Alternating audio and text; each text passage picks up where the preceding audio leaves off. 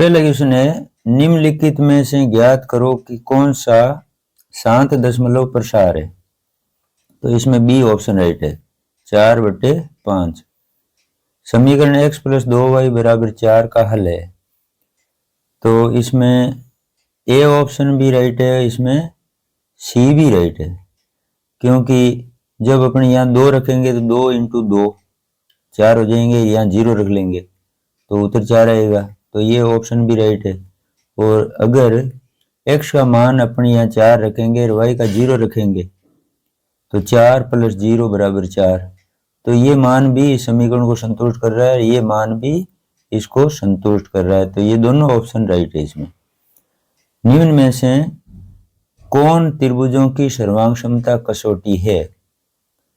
तो त्रिभुजों की सर्वांग क्षमता कसौटी SAS, भुजा कोण भुजा, डी ऑप्शन।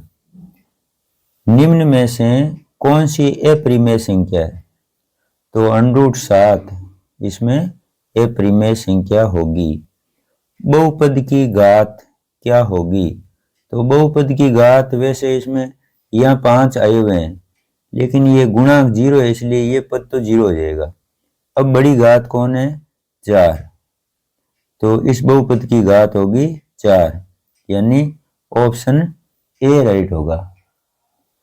अब आगे दी गई आकृति में P और Q सीधी रेखा है, तब x का मान क्या होगा। तो इन तीनों को जोड़ने पर योग कितना, 180। ये रेखिक युग्म कोण है।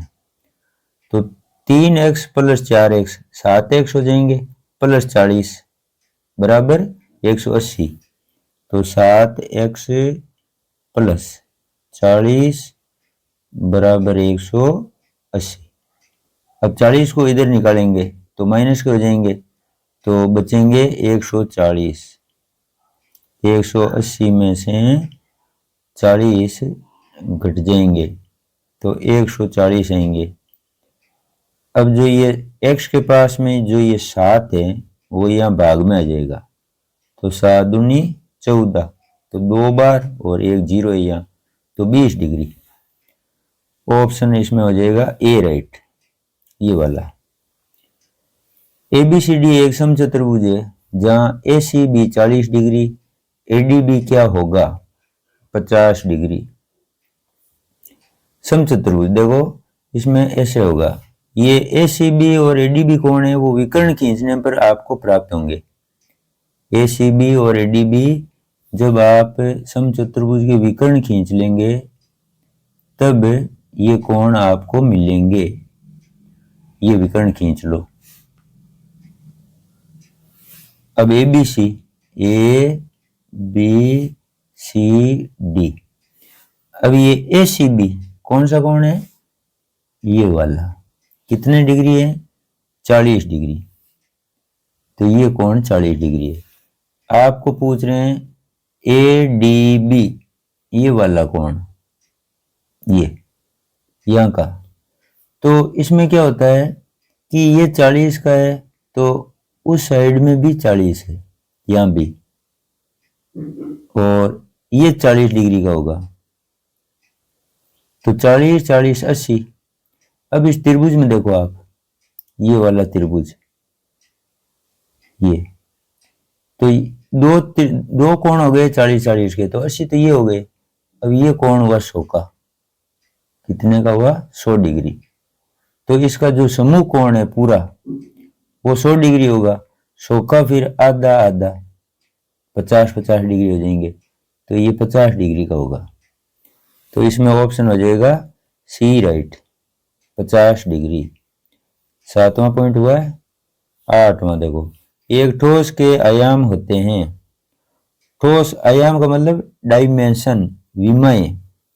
तो ठोस, जितनी भी ठोस आकृतियां वो त्रिविमीय होती है। तो इसमें ऑप्शन होगा सी राइट। आयाम का अर्थ होता है विमा, त्रिविमीय आकृतियां होती है ठोस। बिंदु 0 - 3 स्थित है। तो जब ये निर्देशांक 1 0 होता है तो वो कोई अक्ष पर स्थित होता है बिंदु। तो ये y का निर्देशांक इसमें दिया हुआ है, तो ये कहाँ स्थित होगा, y निर्देशांक y अक्ष पर। ऑप्शन बी राइट हो जाएगा। अब आगे देखो, अर्धवृत्त का कोण होता है सदैव समकोण होता है। और रिक्त स्थान आगे पहला है बहुपद x माइनस एक और -3x-4 में x स्क्वायर की घात है। तो x स्क्वायर की घात तो 2 ही है, यानी इनको पूछना तो ऐसे था कि इस बहुपद की घात होगी, तो घात इसकी 2 होगी। जब अपन इन दोनों कोष्ठकों को खोलेंगे यानी गुणा करेंगे तो उच्चतम घात क्या आएगी? 2।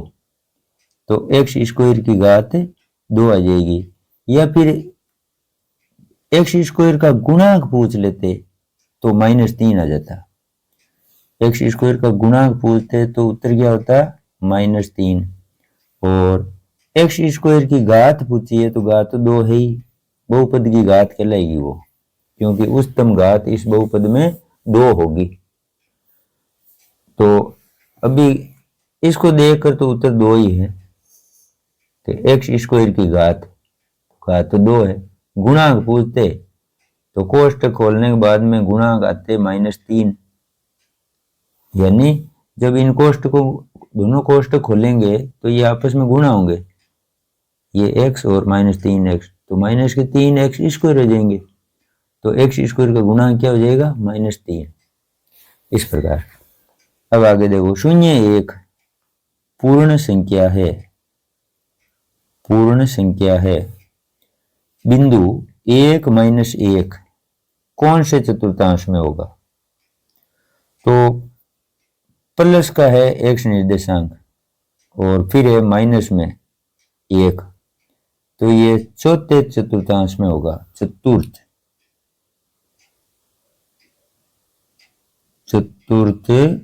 चतुर्थांश। 3a ये जो बिंदु का मान दिया हुआ है, यानी ये हल है इस समीकरण का। तो ये तो x का है मान, ये y का है, तो अपने को कह रहे हैं a का मान क्या होगा।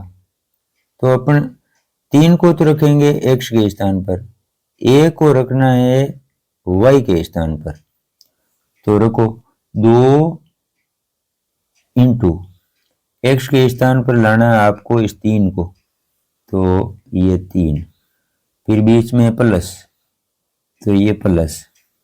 अब ये क्या लिखा हुआ? 3, तो ये 3। अब y का मान लेके आना है ये a, तो यहाँ लिखो a बराबर है आगे 12, तो ये 12। अब हल करो तो ये 6 आ जाएंगे, प्लस 3a बराबर 12।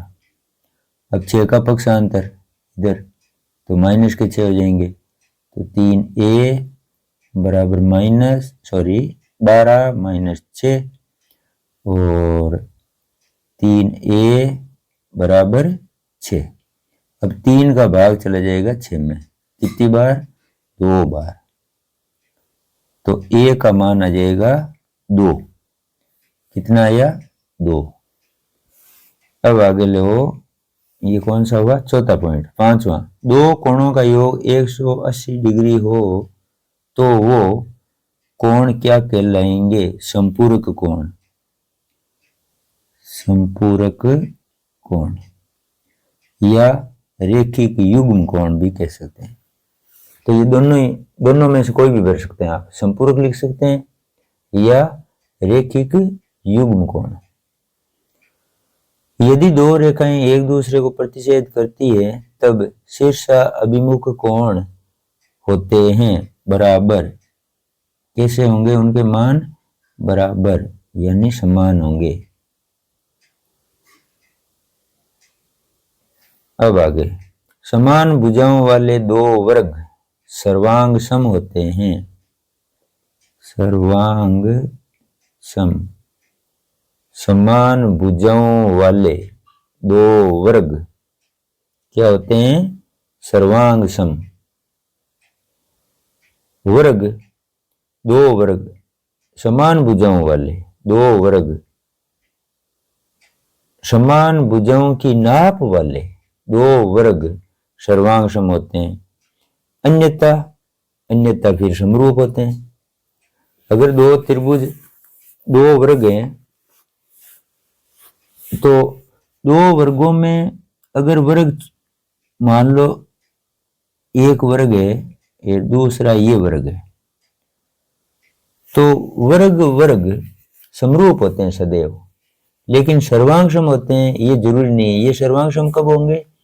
यदि ये कहते हैं कि समान भुजाओं की नाप वाले, भुजाओं की नाप अगर समान है तो वो सर्वांगसम होते हैं, अन्यथा क्या होते हैं? समरूप होते हैं।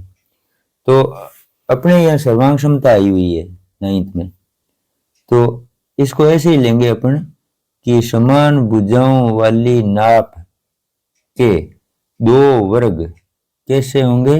सर्वांगसम होंगे, सर्वांगसम होंगे।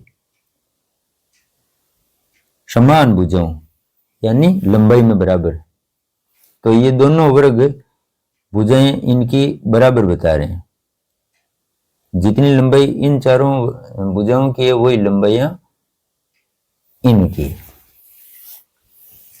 तो सर्वांगसम लिख दिया। अब आगे, एक समांतर चतुर्भुज के विकर्ण एक दूसरे को समद्विबाहु विभाजित करते हैं, समद्विबाहु विभाजित करते हैं, ये हो गया।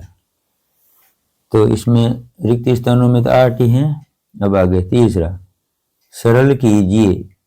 तो अगर आधार समान है तो इनकी घातें क्या होगी? जुड़ेगी। बीच में गुणा आए हुए हैं तो गुणा के चिन्ह, इसलिए ये घातें क्या हो जाएगी? जुड़ जाएगी। यानी 2/3 प्लस 1/3 बराबर 2 ले सब 3 आ जाएंगे, 1 प्लस 2 यानी 3/3। तो 3 से 3 कट गए और 2 की घात 1 यानी 2। तो इसका उत्तर हो गया 2। नीचे बहुपद 2 - x² प्लस x³ में x² का गुणांक है, तो x² का पद कौन सा है? ये वाला। इसके पास में संख्या क्या है? गुणा में 1। 1 किस चिन्ह का है? माइनस का, तो गुणांक होगा x² का -1। ये उत्तर हो गया। बिंदु -5 12 की x अक्ष से दूरी होगी, तो x अक्ष की दूरी होगी 12 ये, और y अक्ष का पूछे तो x का निर्देशांक बताना है। x अक्ष का पूछे तो y वाला निर्देशांक उसका उत्तर होगा, तो इसमें ये 12 आएंगे। x अक्ष से दूरी क्या होगी? 12 इकाई। अब आगे चौथा पॉइंट, x - 4 - y बराबर 0 में a b c का मान होगा। तो a b c का मान होता है, देखो, ax plus by plus c बराबर 0। तो a कौन होता है? x का गुणांक, तो यहाँ x का गुणांक कौन है? 1, तो a का मान हो गया 1, a बराबर 1। अब यहां देखो b कौन होता है? y का गुणांक, तो y का गुणांक यहाँ क्या है? -1, तो -1 क्या हुआ? b का मान, तो लिखो b बराबर -1। और c का मान, c होता है अचर, तो इस समीकरण में c यानी अचर -4 है, तो c बराबर -4। तो ये उत्तर हो गए। रेखाखंड किसे कहते हैं? रेखाखंड 5वां पॉइंट है, तीसरे का। रेखाखंड क्या होता है कि किसी रेखा के, इसी को ले लो आप, ये लाइन मान लो ये रेखा है। रेखा में क्या होता है? दोनों तरफ तीर के चिन्ह होते हैं। रेखा का वे भाग, यानी जो ये रेखा जा रही है इधर और इस साइड में, इस रेखा का कोई भाग, यानी यहां से लेकर यहां तक, ये एक भाग हो गया, यानी यहां से लेकर यहां तक, तो रेखा का वह भाग जिसके दो निश्चित अंत बिंदु हो, यानी ये जो बिंदु है ना, एक ये वाला एक ये वाला, ये दोनों अंत बिंदु कहलाते हैं। यहाँ इस लाइन का स्टॉपेज हो गया, यहाँ बंद हो गई और यहाँ बंद हो गई, तो इस दूरी को रेखाखंड कहते हैं। रेखा का ही भाग है ये। तो अब इस परिभाषा को सुनो वापस कि रेखा का वह भाग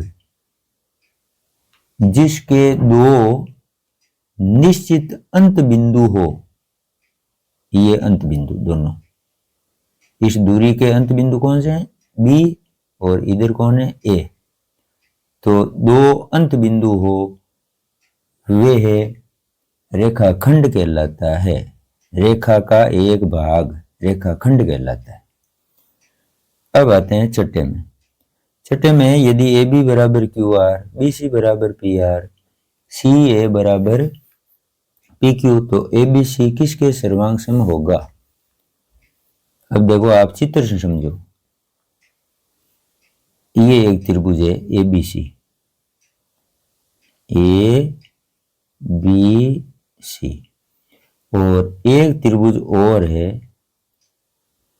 जो इसके सर्वांग सम है। अब देखो, यहां ए बी के बराबर कौन है? Q R.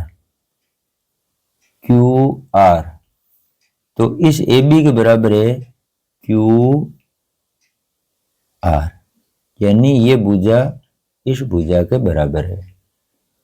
अब है बी सी के बराबर कौन है? P R. तो बी सी कौन है? ये। अब आप देखो, क्यू यहाँ आ गया, आर यहाँ है, तो यहाँ क्या होगा? पी होगा, तो ये पी लिख लो। अब आप यहाँ वापस देखो, बी सी बराबर पी आर, तो बी सी के बराबर है पी आर, ये वाली। तो ये भुजा और ये भुजा आपस में बराबर। अब सी ए पी क्यू, सी ए यानी ये और पी क्यू ये भुजा, ये आपस में बराबर है। अब ए बी सी के अकॉर्डिंग इस त्रिभुज का नाम क्या होगा? सर्वांग सम करना है अपने को। तो त्रिभुज ए बी सी के सर्वांग सम होगा त्रिभुज Q R P. Q R P, यानी इसमें देख लो, ये एक लाइन वाली, ये 2 नंबर, ये 3 नंबर, तो यहाँ भी रूट वही रखना पड़ेगा, 1 नंबर 2 नंबर और ये 3 नंबर, तो इधर से चलना पड़ेगा। Q R P, A B C, Q R P, ऐसे। तो त्रिभुज ए बी सी के सर्वांग सम हो गया त्रिभुज ए बी सी सर्वांग सम त्रिभुज क्यू आर पी, ये। तो ये पूछा था इन्होंने। अब देखो 7वां, एस एस सर्वांग सम नियम क्या है? इस नियम को लिखिए। तो इस नियम को ऐसे लिखना है कि जब दो त्रिभुज सर्वांग सम होते हैं, यही देख लो, दो त्रिभुज सर्वांग सम होते हैं और अगर इनकी संगत भुजाएं बराबर है, जैसे इसमें है कि ए बी की संगत कौन है? क्यू आर, बी सी की संगत ये आर पी, ए सी की संगत क्यू पी, तो ये संगत भुजाएं कहलाती है। जब दो त्रिभुजों की संगत भुजाएं बराबर होती है तो वो दोनों त्रिभुज क्या होते हैं? सर्वांग सम। तो ये जो दोनों त्रिभुज अभी सर्वांग सम हुए हैं, ये गुण कहलाता है सर्वांग समता का एस एस एस। क्या गुण कहलाता है? एस एस एस, सर्वांग समता गुण धर्म या सर्वांग सम नियम। तो ये इसी में समझ लो आप। तो लिखना कैसे है? लिखना है कि जब दो त्रिभुजों में संगत भुजाएं, यानी इसकी संगत भुजा कौन है? ये वाली। इसकी संगत कौन है? ये भुजा। और इस भुजा की संगत ये भुजा। तो जब दो त्रिभुजों में तीनों संगत भुजाएं बराबर हों तो वे दोनों त्रिभुज सर्वांग सम होते हैं, और सर्वांग समता का ये जो गुण है वो सर्वांग एस एस एस सर्वांग सम नियम कहलाता है। तो ये इसका उत्तर हो गया। अब ले आगे, चक्रीय चतुर्भुज को परिभाषित कीजिए। चक्रीय चतुर्भुज की परिभाषा ऐसे लिखनी है, ऐसा चतुर्भुज, कैसा, के ऐसा चतुर्भुज जिसके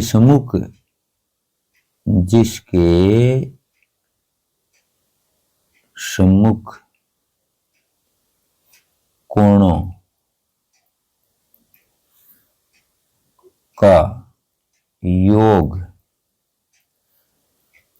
180 डिग्री हो, तो वह चतुर्भुज चक्रीय चतुर्भुज कहलाता है। चक्रीय चतुर्भुज कहलाता है। यानी अगर कोई चतुर्भुज है और इस कोण और इस कोण, ये समूह कोण है दोनों, अगर इनका योग 180 है तो ये चक्रीय चतुर्भुज कहलाएगा। बाद में क्या होगा, अगर ये दोनों का, इन दोनों का योग 180 है तो इन दोनों का भी योग 180 ही होगा। तो आमने सामने के कोणों का योग जब 180 होता है तो वो चतुर्भुज चक्रीय चतुर्भुज कहलाता है। तो ये इसकी परिभाषा हो गई। अब आगे देखो, नम्मा है कि ये आकृति दे रखी है यहाँ पर, तो ये 100 डिग्री है, और इस चाप को देखो आप, ये जो चाप है ये चाप, इस चाप द्वारा वो कोण बनाया हुआ ये वाला, ये जो 100 डिग्री है वो किस चाप का है, इस चाप द्वारा बनाया हुआ, इस चाप द्वारा। तो इस चाप ने बनाया है वो 100 डिग्री, और इसी चाप ने ये केंद्र पर जो ये कोण है ये वाला, ये भी इसी चाप का है। तो ये केंद्र वाला परिधि वाले कोण से डबल होता है, यानी 2 गुना होता है। तो ये कितने डिग्री का होगा, 200 डिग्री। ये 200 का है तो अंदर वाला कितना होगा, 160, यानी ये वाला 160 होगा। जो अंदर का कोण है कौन सा, ये वाला 200 के जो विपरीत है यहाँ पर, तो वो 160 का होगा। अब इस त्रिभुज में, इस त्रिभुज को देखो, ये वाला त्रिभुज, ये 160 का है, तो पीछे ये दोनों जो कोण है, ये वाला और ये अंदर, ये दोनों कोण, पहले बात तो ये बराबर है क्योंकि ये समद्वि बहु त्रिभुज है। तो इन दोनों कोणों के बच्चे कितने डिग्री, 160 तो ये ले चुका है, 180 में से 160 है वो तो आ गए इसके। अब बाकी 20 डिग्री बचे, 20 डिग्री में से 10 डिग्री इसके हो जाएंगे और 10 डिग्री इस कोण के हो जाएंगे।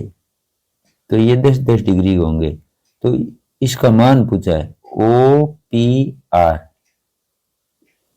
OPR, तो कोण OPR का मान कितना होगा, 10 डिग्री, इस प्रकार। तो ये 9 पॉइंट हो गए अति लघुत्तरात्मक। अभी ये चौथा, पांचवा ये बाद में और कर लेंगे, बाद में ये करवानी है पूरा पेपर। अभी तो इतना ही कर रहे हैं 90 पॉइंट तक।